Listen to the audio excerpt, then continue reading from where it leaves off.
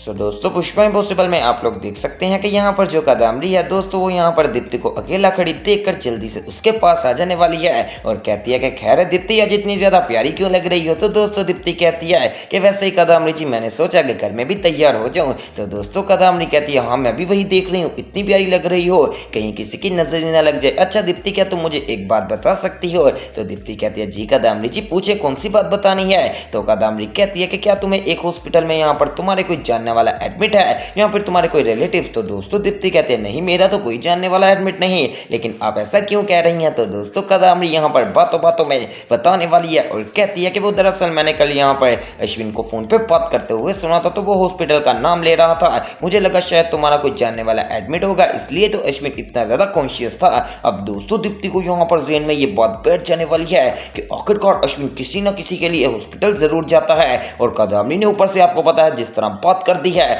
कोई भी बंदा होगा उसका शक तो लाजमी जाएगा। और वैसे भी आजकल जो कि यहाँ पर अश्विन है दोस्तों, वो तो वैसे ही जा रहा है यहाँ पर अंजू के लिए, लेकिन अभी किसी को भी इस बात का नहीं पता था। लेकिन फिर भी आपको पता है कि कादम्बरी की फुप्पो वाली आदतें कहाँ पर जाती है, वो दोबारा से फसाद फैलाना शुरू कर देने वाली है और ये बात करके यहाँ से चले जाती है। और बेचारी दीप्ति अब इस सोच में पड़ जाती है कि आखिर वो कादम्बरी जी किसके बारे में बात कर रही थी। फिलहाल दोस्तों आज यहाँ पर रात को एनिवर्सरी थी, वो भी दीप्ति की। अब दोस्तों अश्विन यहाँ पर दीप्ति को लेकर एक अच्छे से खाना खाने वाली प्लेस पर आ जाने वाले हैं और जैसे ही वहां पर आता है तो सबसे पहले तो वो यहाँ पर उसको विश करने वाला है और कहता है कि आज हमारी एनिवर्सरी है। इतनी ही देर में दोस्तों वो वेटर को बुलवा लेने वाला है और वेटर ले एक बहुत ही ज्यादा प्यारा केक लेकर आने वाले हैं, जिसके ऊपर दोस्तों लिखा हुआ था कि हैप्पी एनिवर्सरी। अब दोस्तों दीप्ति देखकर बहुत ही ज्यादा खुश हो जाती है और कहती है कि अश्विन तुम कितना ज्यादा करते हो मेरे लिए, इतना ज्यादा तो कोई भी नहीं करता। तो दोस्तों अश्विन कहता है कोई बात नहीं दीप्ति, इसमें कौन सी बड़ी बात है, कोई बात नहीं, बस ये थोड़ा सा यहाँ पर तेरे लिए सरप्राइज था, मैंने कहा तू खुश हो जाएगी।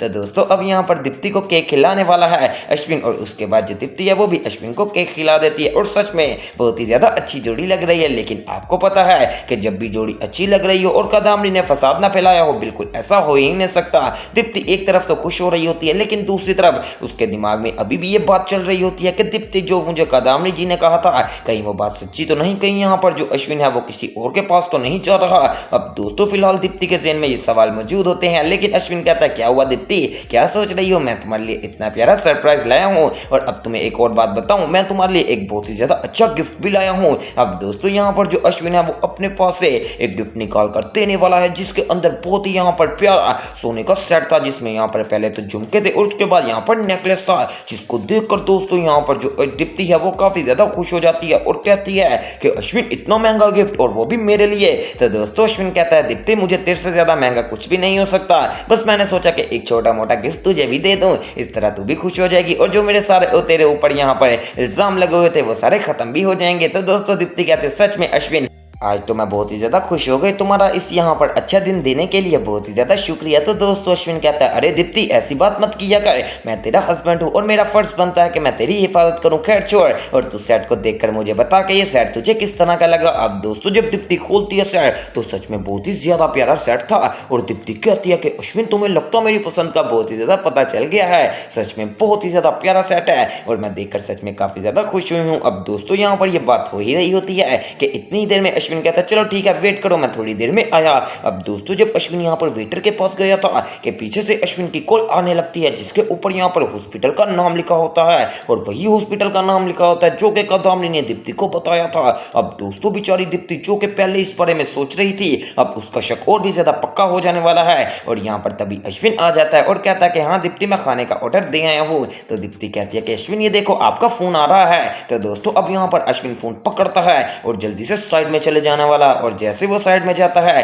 तो दीप्ति के मन में और भी ज्यादा बात यहाँ पर फैल रही होती है कि हो ना हो कोई ना कोई बात जरूर है जो कि अश्विन मुझसे छुपा रहा है। वेल दोस्तों अब यहाँ पर दीप्ति का शक बहुत ही ज्यादा बढ़ गया है और दूसरी तरफ आपको कॉल की बात बताई जाए तो दोस्तों वो कॉल यहाँ पर कुछ आई थी इस तरह से कि जो यहाँ पर अंजू है उसकी हालत मजीद खराब हो गई है और हॉस्पिटल वाले कह रहे थे फोन करके अश्विन को कि आपके पेशेंट की एक तो हालत खराब है और दूसरी तरफ वो कह रहे हैं कि मुझे डिस्चार्ज कर दें, ऐसा नहीं हो सकता, आपको अभी हॉस्पिटल आना पड़ेगा। अब दोस्तों अश्विन कहता चले ठीक है, मैं थोड़ी ही देर में हॉस्पिटल पहुंच रहा हूं और यहाँ पर आप लोग वेट कर लीजिए। अब दोस्तों अश्विन यहाँ पर पास आता है दीप्ति के और कहता है कि दीप्ति मुझे अभी जाना ही पड़ेगा क्योंकि यहाँ पर जो मेरे बॉस हैं उनकी हालत काफी ज्यादा खराब है। अब दोस्तों यहाँ पर दीप्ति तब तो कुछ नहीं कहती और जब अश्विन निकल जाता है तो दीप्ति भी यहाँ पर एक रिक्शे में बैठ जाने वाली है और यहाँ पर रिक्शे वाले से कहती है कि आपने उस गाड़ी का पीछा करना है, आखिरकार मुझे भी तो पता लगे कि क्या मसला है और अश्विन मेरे से क्या बात छुपा रहा है। अब दोस्तों यहाँ पर दीप्ति भी पीछा करना शुरू हो गई है और वो भी अश्विन का। दूसरी तरफ दोस्तों अब जो अश्विन है वो पहुंच जाने वाला है यहाँ पर हॉस्पिटल और जाकर अंजू से मिलता है और कहता है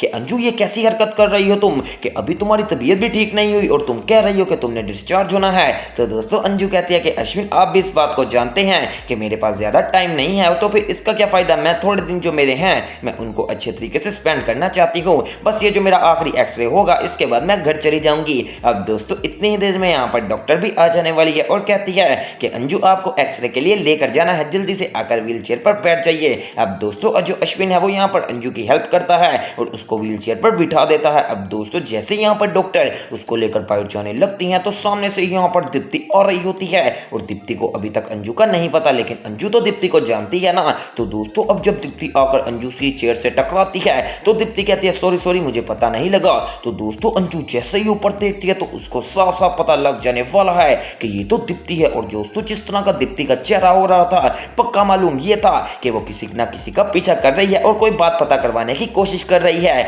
अब दोस्तों जब यहाँ पर ये बात पता चल जाने वाली है अंजू को तो वो काफी ज्यादा शॉक्ड हो जाती है और कहती है कि लगता आज यहाँ पर वो अश्विन का पीछा कर रही है और बेचारा अश्विन तो पकड़ा जाएगा, मुझे अश्विन को जल्दी से मिलकर सारी बात बतानी होगी। अब दोस्तों दीप्ति जब सॉरी करती है वो कहती है कि क्या आप मुझे रूम का बता सकती हैं और एक रूम का नाम लेती है। तो डॉक्टर कहते हैं कि आप यहाँ पर पीछे जाकर उल्टे हाथ हो जाएं और वहां पर आपको रूम मिलेगा। अब दोस्तों पीछे तो यहाँ पर छुपा हुआ था अश्विन, वो भी यहाँ पर उल्टे हाथ वाली गली में और दोस्तों जो दीप्ति है वो पीछे आने लगती है और उसको अभी तक नहीं पता होता और बेचारा अश्विन क्या करेगा। अब दोस्तों दीप्ति को जब रूम नहीं मिल रहा होता तो वो सोचती है कि क्यों ना ऐसा करूं कि मैं अश्विन को कॉल कर लूं। अब दोस्तों जैसे दीप्ति अश्विन को कॉल करती है तो अश्विन पीछे एक कमरे में यहाँ पर छुप जाता है और वहां पर कॉल अटेंड करके कहता है जी हाँ बोलो दीप्ति क्या बात है। तो दोस्तों दीप्ति कहती है मैं हॉस्पिटल आई हूँ, क्या तुम इसी हॉस्पिटल में मौजूद हो। तो यहाँ पर अब अश्विन कहने वाला है कि नहीं दीप्ति तुम्हें किसने कहा, मैं तो वैसे ही यहाँ पर किसी और हॉस्पिटल में आया हूँ क्योंकि मेरे दोस्त तो दूसरे हॉस्पिटल में एडमिट है। अब दोस्तों ये बात क्या कि यहाँ पर अश्विन कॉल काट देने वाला है और जल्दी से पुष्पा को फोन करता है और कहता है कि पुष्पा जी आप जल्दी से यहाँ पर दीप्ति को कॉल करके कहें कि जल्दी से घर आ जाए, वरना ऐसा ना हो कि मुझे वो इस हॉस्पिटल के अंदर देख ले